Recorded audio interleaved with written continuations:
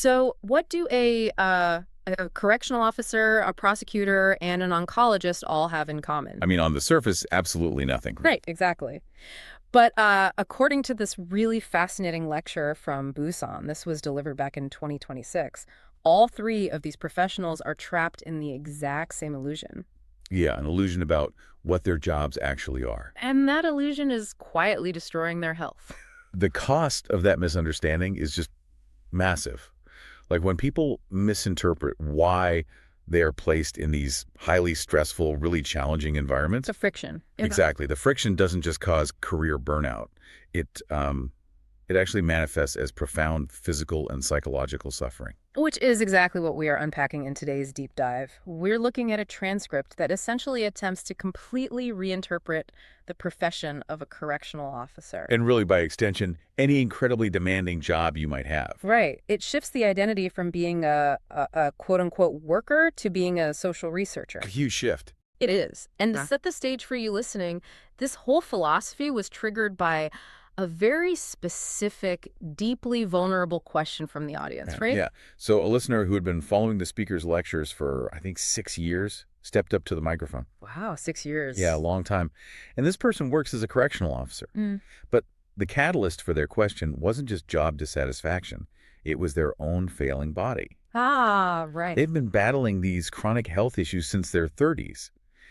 And in this really cruel twist of irony, they initially chose the job as a correction officer, specifically because they thought it would be, manageable with their health condition. But the reality was the exact opposite. After years on the cell blocks, they feel just entirely restricted. They're physically ailing, profoundly frustrated. Yeah, it's taking a huge toll. And the interesting thing is, they aren't asking for better pay or a transfer. They're asking this brutal, inward-looking question. They ask, basically, what fundamental mistake am I making in how I treat people and how I approach my work to cause this level of suffering? Taking that level of personal accountability is so rare. I mean, the officer isn't blaming the prison system or the warden or even the inmates. No, they sense there's a flaw in their fundamental approach to the environment itself. Exactly. And the lecture's response delivers a complete paradigm shift. It starts with this very provocative claim about why people end up where they do. It's a heavy claim. Right.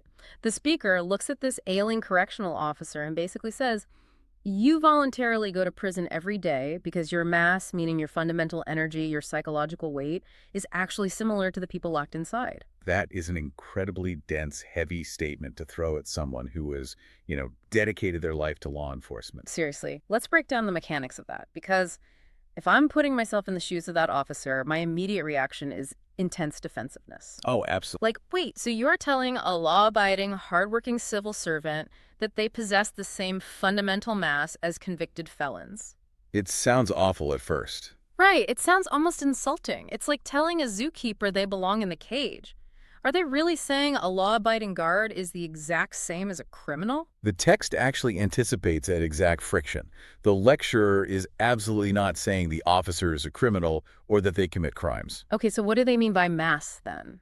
The concept of mass here requires us to strip away societal labels. Like we have to drop the whole good guy and bad guy binary. Oh, interesting. We need to look at the underlying ingredients of the human beings involved. Are we talking about, like, shared socioeconomic backgrounds Yeah. or psychological temperaments? It's kind of a combination of all of those factors. Mhm. The text proposes this natural mechanism in the universe where people with resonant psychological gravity or similar experiential backgrounds are actually grouped together. Okay, give me an example of how that works. Imagine two people who grew up facing the exact same intense systemic pressures. Same poverty, same emotional volatility. Right. One person reacts by developing a chaotic, destructive habit that lands them in prison. But the other person reacts by developing an intense need for order and control. And that lands them a job guarding the prison. Yeah. Wow. Exactly.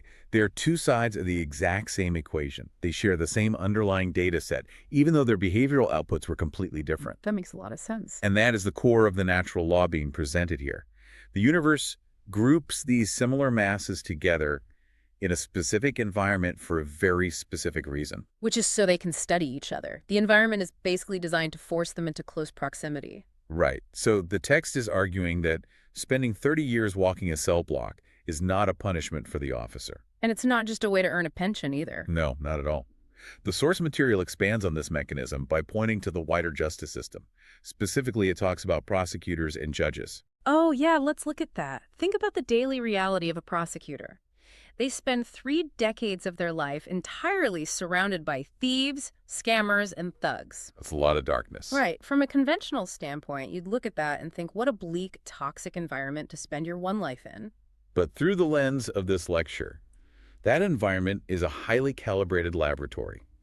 The prosecutor and the criminal share a specific mass. Which is why they are continually drawn into the same room. Yeah. The criminal isn't just an enemy of the state to be, like, processed through a spreadsheet. Exactly. The criminal is raw research material delivered directly to the prosecutor's desk. So the job of the prosecutor isn't merely administrative punishment. Right, because if the goal was simply to lock people up, a machine could do it. The prosecutor is placed in that environment because their specific psychological mass allows them to understand why these crimes happen. They are uniquely equipped to study the root causes, the systemic failures, the behavioral mechanics of the people sitting right across the interrogation table. So if we bring this concept back to the correctional officer asking the question, their chronic frustration and illness begin to make sense. Because they've been viewing the inmates as a burden. Exactly. They see them as bad people they have to manage or dangerous animals they have to cage. And when you view your environment as a cage, You inevitably feel like a prisoner yourself. yeah, the officer is suffering because they are resisting the actual purpose of their environment. They are supposed to be studying the inmates to figure out the mechanics of their choices, but instead they're just absorbing the toxic energy of the prison. Which leads us directly into this fascinating pivot the lecturer makes to explain the officer's physical sickness. Right, because the text shifts from the justice system to the medical field to illustrate how this shared mass affects our bodies. Yeah, the speaker uses the example of an oncologist who spends their entire career treating cancer patients. And the text suggests that the oncologist and the cancer patient actually share a connected DNA. Which, again, we have to look past the literal definition. The text makes it very clear. This doesn't mean the oncologist currently has cancer. Right, cancer isn't contagious. No, it's describing an energetic vulnerability or a deep, resonant understanding of the conditions that allow the illness to thrive. Okay, so the doctor possesses the specific intellectual and psychological mass required to interact with that disease. Exactly. So the continuous stream of sick patients walking into that oncologist's waiting room is the exact same phenomenon as the criminals ending up in front of the prosecutor. It is a constant, unending supply of ingredients. The universe is handing the doctor the exact data points they need to study the disease. Wow. So the ultimate goal of the oncologist isn't just to prescribe a treatment for the one individual sitting on the exam table today. The mandate is far larger than that. Much larger. They're supposed to be processing the data of 1,000 patients to find the fundamental answers. The underlying mechanics of the illness, so that future generations don't get sick at all. Right, the doctor is tasked with understanding the why, not just treating the what. And if the doctor fails to view their patients as data, if they just mechanically prescribe medication without seeking the deeper truth, they'll experience the same burnout as the correctional officer. Yeah, the exact same frustration. Let's use an analogy here to really ground why the officer is physically sick. Think of the correctional officer as a highly advanced algorithm. Okay, I like that. If you feed an AI algorithm a massive stream of complex data that it doesn't understand or wasn't programmed to process, it doesn't just sit there. It overheats, Exactly. It overheats, it slows down, it crashes. and the officer's body is crashing. Sickness, in this context, is essentially unprocessed environmental data. Because they're surrounded by intense human suffering, complex psychological trauma, and just profound societal failure. Right. And because they view themselves merely as a quote-unquote guard, they have no framework to process that data. So the stress just internalizes and the body breaks down. It's a tragic cycle. It really is. I want to pause the analysis of the text for a moment and look at how this applies to you, the listener. Yeah, let's bring it home. If you feel incredibly drained by your job, look at the recurring problems or the deeply frustrating people you are forced to deal with every single day. What if those people are just raw data points delivered to your doorstep? Exactly. You are encountering them because you possess the specific mass and capability to decode them. You aren't a victim of a bad workplace. You are a researcher who just hasn't realized they are standing in a laboratory. That shift in perspective completely alters the emotional weight of a challenging career. It does. However, realizing you're a researcher is only the first step. The text doesn't stop at philosophy. Right, it provides a very specific, and I'd say somewhat controversial, action plan for what the officer is supposed to do with this realization. Yeah, and this action plan starts with a massive critique of how people currently survive blue-collar or highly routine jobs. The text explicitly warns against the trap of simply killing time on the clock. We see this across all industries, right? The mindset of just punching in, doing the bare minimum to not get fired. Just staring at the clock until your shift ends. Exactly. The lecturer argues that if a correctional officer spends 15 years simply killing time, the psychological toll will be absolutely devastating. Because they're still absorbing the data of the prison, but they're actively refusing to process it. Right. So instead of killing time, the officer must spend those 15 years actively observing the inmates. They must study the behavioral patterns, the triggers, the backgrounds, and the daily habits of the people on their block. And the text introduces a foundational philosophy for this observation, leaning on a very old concept. Hate the sin, but don't hate the human. Yes. The speaker insists that the thieves, the scammers, and the violent offenders in the prison are not inherently bad people. They aren't sinners by nature. Exactly. It is a deeply compassionate view, but it requires cold, analytical observation to actually execute. Right, the text argues that these individuals are the product of compounding variables. They developed bad habits, they were shaped by impoverished or abusive environments, they were failed by societal safety nets. And over time, those variables solidified into criminal behavior. Yeah. So when the officer observes the inmates through this lens, the animosity just fades. You stop seeing a monster and start seeing the broken mechanics of a human life. You see the exact sequence of events that led a person to a jail cell. But observation alone isn't the final goal here. The lecture proposes a culmination of this research that really pushes the boundaries of how we view the role of law enforcement. Okay, yeah. The speaker suggests that the officer, acting as a true intellectual, should synthesize their 15 years of observation into a concrete format. Like a book or a pamphlet. Let's stop right here and debate the friction of this idea, because handing out a pamphlet in a maximum security block sounds, frankly, completely naive. Oh, I totally get why you'd say that. I mean, if an officer walks into the recreation yard and hands a guy doing 20 years a trifold brochure about his bad habits, that officer is going to get laughed out of the room. Or worse. Yeah, or worse. It sounds like something someone who has never been inside a prison would suggest. That is a highly valid pushback. And honestly, if taken literally as a day one strategy, it would be disastrous. Right. So how does the text justify it? The pamphlet the text describes isn't a generic self-help flyer. It is the physical manifestation of profound earned wisdom. Okay, so it represents the synthesis of a decade and a half of deep sociological observation. Exactly. It's less about the physical paper and more about the authority of the knowledge behind it. Ah, The text outlines a specific message that accompanies this synthesized knowledge. The officer presents this understanding to the inmates, who, by the way, are also just sitting in their cells killing time, right. with a message that essentially says, I have observed you for years. I know you aren't inherently a bad person. I have mapped out how your habits and your environment led you to this cell. Let's work on untangling this together. Yes, let's untangle this together. That phrase changes everything. It's not a warden preaching down to a prisoner. Not at all. Yeah. It is a researcher sharing their findings with their subject to help them both understand what went wrong. It implies a one-on-one, deeply earned mutual respect. And this completely elevates the profession. The officer transitions from merely guarding physical bodies to actively attempting to heal a fracture in society.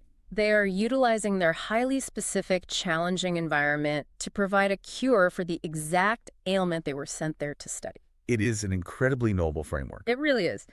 But it forces us to ask a pretty glaring question. Which is? If this is the natural role of these demanding jobs, why do people suffer blindly for decades? Like, why didn't anyone tell this officer that they were a researcher 15 years ago? That's the tragedy of it. Why did they have to wait until their body broke down to ask this question? Well, the source material provides a pretty stark diagnosis for this widespread suffering. The officer was fundamentally unhappy and physically sick because they lacked a mentor to explain this framework to them. They were dropped into the labyrinth without a map. Exactly. And Without a mentor to explain the natural law of mass and the purpose of the environment, the officer just internalized all that stress. Wow. But the lecturer doesn't just blame a lack of personal mentorship. The text actually zooms out to offer a scathing critique of modern society. Specifically targeting how we gather and share truth. Right, this is where the source material takes aim at modern journalism. And to be clear to you listening, we are impartially reporting the claims made in this lecture. We're not endorsing a political stance here. Absolutely, we're just looking at what the text argues. Right. So the lecturer states emphatically that real reporters, the kind of journalists who used to seek out deep philosophical truths and investigate the core mechanics of human suffering, essentially no longer exist. The critique in the text is really unforgiving. It describes today's reporters not as truth seekers, but merely as organization members. Organization members, meaning what exactly? The claim is that modern journalism has devolved into simply following the money.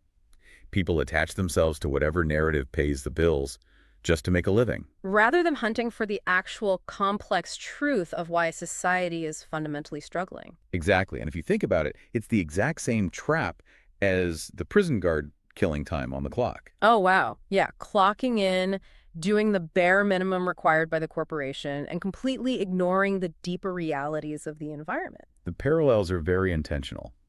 The text argues that because the media is no longer doing the deep philosophical digging, society has basically stagnated. There is a massive void of genuine truth seekers. And without truth seekers analyzing the root causes of our problems, society cannot progress. It just repeats the same cycles of crime, illness, and poverty. Which brings us entirely back to you, the listener. Because the media isn't doing the deep digging, that burden actually falls on you. Yeah, you cannot wait for a journalist or an academic to parachute into your industry and explain why everything is broken. You have to be the journalist of your own cubicle. You have to be the researcher of your own chaotic department. The text makes a profound conclusion based on this societal void. Because traditional intellectuals and journalists have abandoned the pursuit of deep truth. The universe is stepping in. Yes. People who possess intellectual capacity and basic knowledge are now being intentionally deployed into blue-collar, highly stressful, or frontline jobs. Specifically to fill this research void. Exactly. I mean, just let that sink in. You didn't end up in your highly stressful job by accident. You weren't a victim of bad luck or a poor job market. You were deployed to the front lines. Society desperately needs sociological research from the inside of a maximum security prison. So it places an intellectual there and calls them a guard. Society needs profound research on the mechanics of fraud and violence. So it places an intellectual in the courtroom and calls them a prosecutor. The burden of understanding the darkest corners of human behavior has shifted entirely to the everyday professional. That completely redefines what an intellectual actually is. It's not a professor sitting in an ivy-covered tower reading abstract theory. Not anymore. The true intellectual is the person walking the chaotic cell block, dealing with the absolute hardest, most broken parts of human nature, and actively trying to untangle it. Which really brings us full circle to the core theme we were focusing on today, summarizing how to reinterpret the job of a correctional officer from the perspective of a researcher. Right. The officer's physical illness and their deep frustration were simply symptoms of resisting their true purpose. The moment they embrace their role as a social researcher, the prison ceases to be a toxic cage. It transforms into a highly structured laboratory for societal change. Exactly. So we started with a frustrated listener in Busan, whose body was failing them after years in a restrictive job. And through this lecture, we unpacked a radical framework. The universe groups similar psychological masses together. The officer isn't a criminal, but they possess the energetic capacity to deeply understand the criminal. And by shifting their identity, the daily friction of their job becomes the exact data they need to study. The inmates are not enemies to be managed or animals to be caged. They are research subjects. They hold the clues to uncovering the root causes of human suffering. And whether you are an oncologist mapping the mechanics of cancer, a prosecutor dissecting the origins of fraud, or a guard walking a cell block, your mandate is exactly the same. You are placed there to find the fundamental answers so that future generations do not have to suffer the same fate. The ultimate goal is to process that raw data, synthesize the knowledge, and use it to help untangle the bad habits and toxic environments that trap people in cycles of despair. Because knowledge is only valuable when it is understood and applied in the real world. Yeah. The cure for burnout, the way we actually reclaim the joy of our work, is realizing that we are placed in our specific, difficult fields because we are uniquely equipped to solve the problems found there. If the everyday professional refuses to do the research, the truth just remains buried. It really does. We want to leave you with something to mull over as you go back to your own life and your own career. Yeah, think about this. If the mechanics of this text are right, and the most difficult, frustrating people you are forced to deal with share a fundamental mass with you, specifically so you can study them. I want you to look at the biggest, most recurring headache you face at work right now. The problem you complain about every single week. The issue that makes you want to quit. That specific headache.